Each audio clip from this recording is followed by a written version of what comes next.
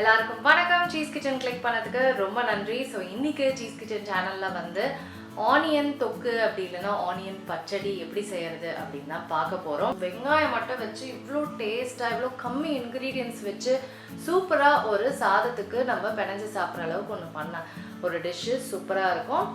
இந்த டிஷ்ஷை நான் எப்படி செஞ்சேன் அப்படின்னு பார்க்குறதுக்கு முன்னாடி மறக்காம சீஸ் கிச்சனுக்கு சப்ஸ்கிரைப் பண்ணுங்கள், லைக் பண்ணுங்கள், ஒரு ஹை ஃபோன் தட்டி விடுங்க. இப்போ வாங்க வீடியோக்குள்ளே போகலாம். ஸோ இந்த ரெசிபிக்கு நம்ம கடாயில் வந்து ஆயில் சேர்த்துக்கிறோம். ஆயிலில் நம்ம இன்க்ரீடியன்ஸை வதக்கி அரைக்க போகிறோம். கடலைப்பருப்பு,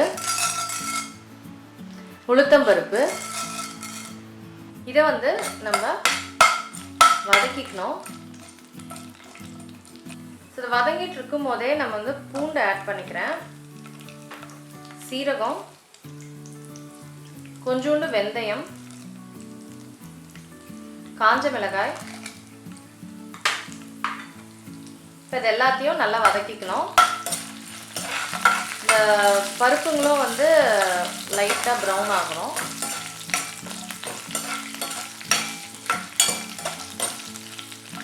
ஸோ நல்லா வதங்கிடுச்சு. இப்போ இதில் வந்து ஆனியன், ஒரு பெரிய வெங்காயம் ஆட் பண்ணியிருக்கேன். இதோட கல்லுப்பு, புளி,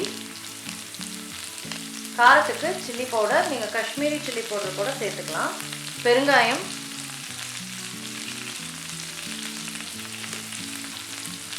ஸோ வெங்காயம் வந்து நம்ம நல்லா வதக்கணும். நீங்கள் வந்து காஷ்மீரி சில்லி பவுடர் சேர்த்துக்கலாம், ஏன்னா உங்களுக்கு வந்து காரம் ரொம்ப சாப்பிட மாட்டிங்கன்னா நீங்கள் காஷ்மீரி சில்லி பவுடர் சேர்த்துக்கலாம். இது வந்து கொஞ்சம் காரமான ஒரு தொட்டுக்கிற ஒரு ஆனியன் டிஷ் தான், ஏன்னா காஞ்ச மிளகாய், சில்லி பவுடர் எல்லாமே இருக்குது. லோ ஹீட்டில் நல்லா நம்ம வந்து இதை வதக்கணும். அப்பப்போ கிளறிக்கிட்டே வந்து நல்லா வதக்கணும்.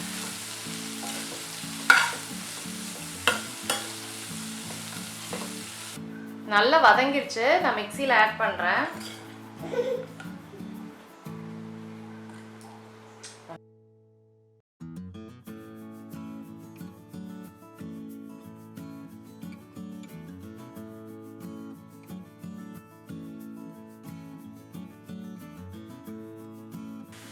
ஸோ இது தாளிப்பு ரெடி பண்ணியிருக்கேன். ஜஸ்ட் ஒரு பேசிக் தாளிப்பு தான். கடுகு, உளுந்து, இடித்த பூண்டு சேர்த்துருக்கேன். இடித்த பூண்டு ரொம்ப நல்லாயிருக்கும்.